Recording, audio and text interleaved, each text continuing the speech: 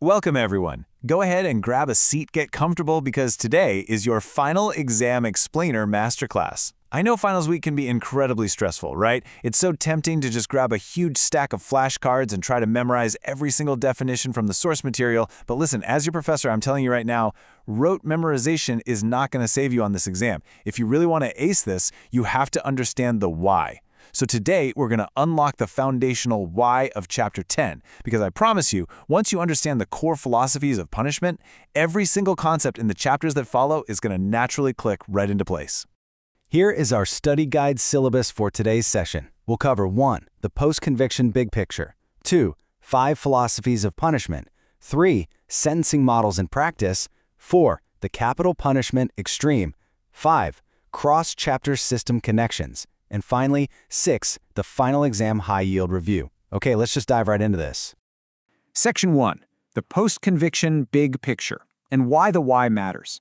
You know, the absolute biggest mistake students make is viewing all these latter chapters, 10, 11, 12, and 13, as completely separate, isolated topics. They aren't.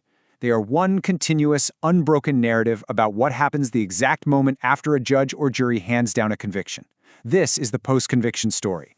We are shifting entirely away from how we investigate, catch, and try offenders to how we handle them once society conclusively says, yes, you did it.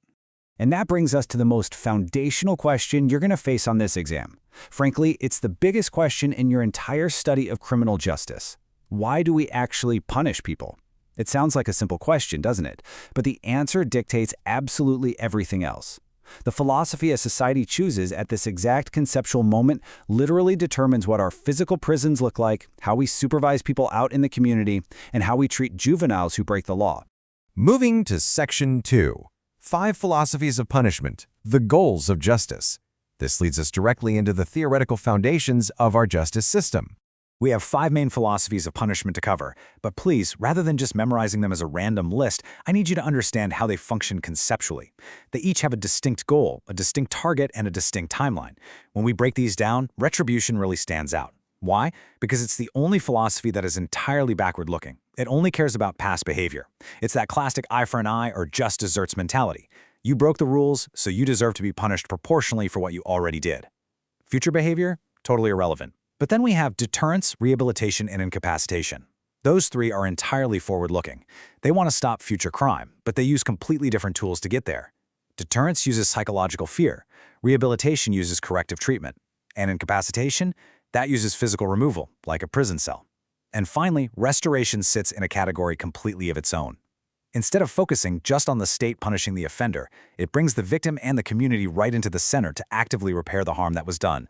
I can almost guarantee you are going to see an essay question asking you to weigh these philosophies against one another, particularly retribution versus rehabilitation. You need to be ready to eloquently contrast the backward-looking eye-for-an-eye mindset of retribution with the forward-looking corrective focus of rehabilitation. Remember, rehabilitation looks at the individual's dynamic risk factors, things like drug addiction, a lack of job skills, or a lack of education, and it tries to treat them. A truly great exam essay will also note that while rehabilitation aims to fix the root cause of crime to lower long-term recidivism, it frequently faces public criticism for being viewed as soft on crime. Now, if you choose to write your essay about deterrence instead, you absolutely must know its 3 critical elements.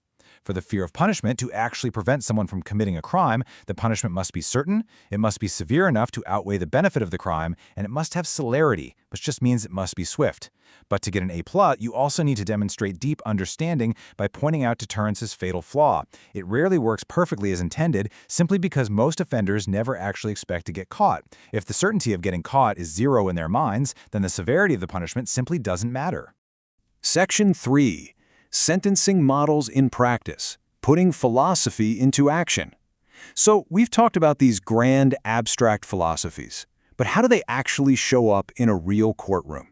How does a judge take the philosophy of rehabilitation or retribution and turn it into actual years behind bars? Well, that is where sentencing models come in. This is the practical application of the theories. Let's see how this builds our courtroom reality. When the system heavily favors rehabilitation, we use what's called indeterminate sentencing.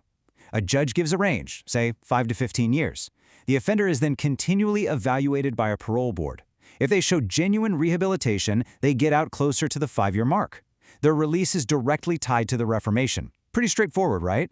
But when society demands strict consistency and retribution, we shift to determinate sentencing.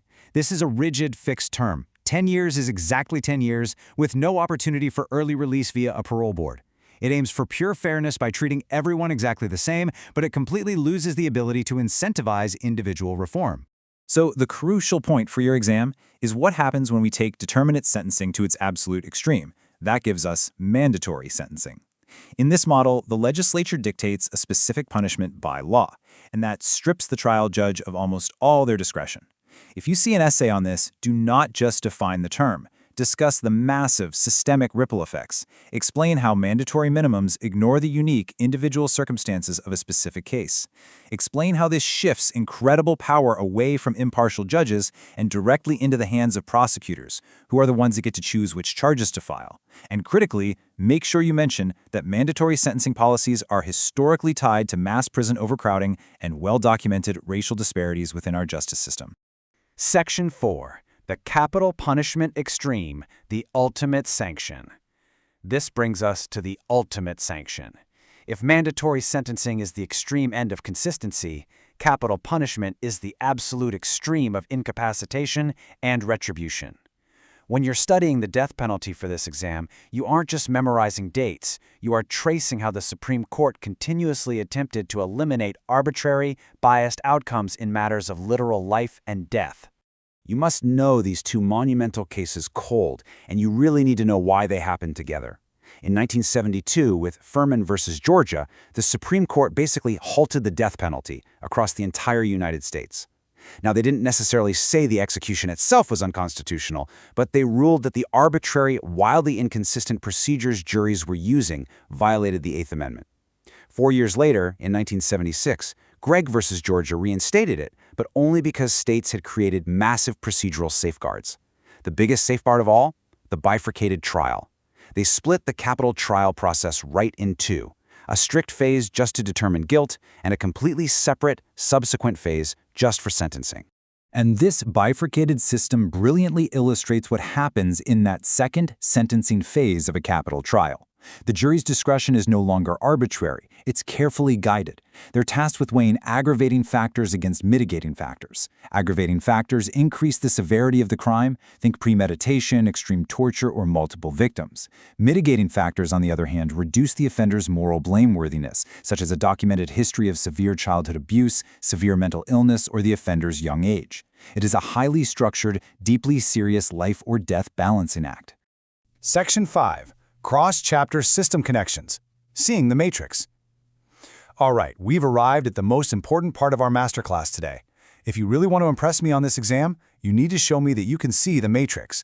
You need to prove that you understand exactly how the philosophies from Chapter 10 deeply permeate the rest of the post-conviction system in Chapters 11, 12, and 13. For instance, if an essay asks you about the challenges facing modern prisons, you must connect Chapter 10 directly to Chapters 11 and 12.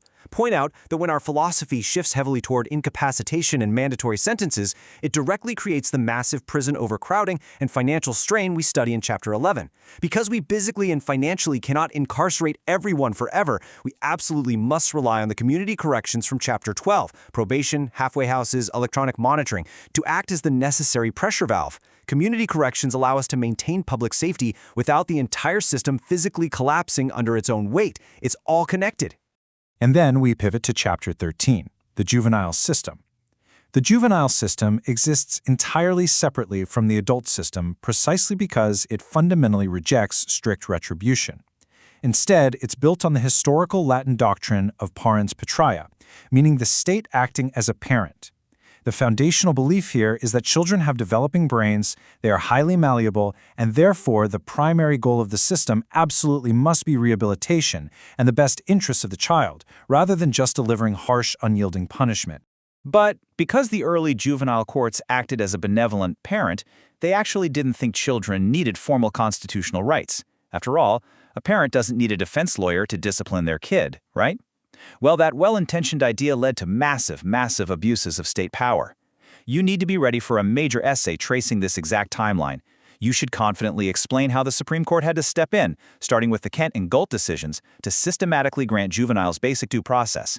Over time, cases like Winship established the beyond a reasonable doubt standard for kids, and modern cases like Roper and Graham utilized adolescent brain development science to constitutionally protect youth from the death penalty and life without parole. A really quick vital tip for your exam: please do not lose easy points by using adult terminology for juvenile cases. The juvenile system specifically avoids stigmatizing words to protect the child's future. Adults go to a trial, juveniles face an adjudication. Adults receive a sentence, juveniles receive a disposition. Adults are released on parole, juveniles are released to aftercare. Using the correct vocabulary proves to me, your grader, that you deeply respect the underlying philosophical differences between the two systems. Section 6. Final Exam High-Yield Review. Know these cold.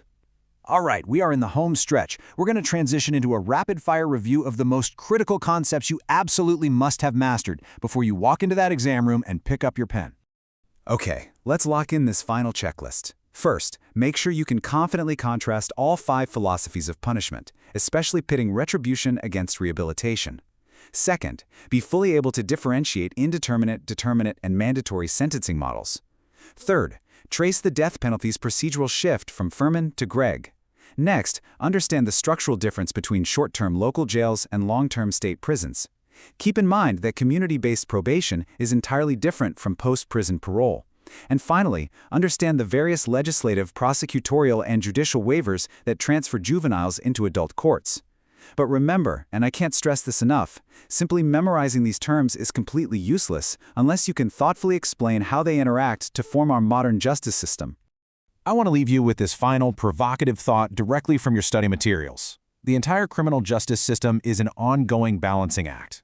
How do we properly balance punishment, rehabilitation, public safety, ultimate fairness, and the critical needs of victims? There is no single perfect answer. It changes constantly, depending on whether you are standing in a courtroom, a prison, a community center, or a juvenile hearing. That tension is literally always there. Your job on this final exam is to show me that you clearly understand that tension and how the system attempts to resolve it every single day. Study smart, focus on the why, and go ace that exam.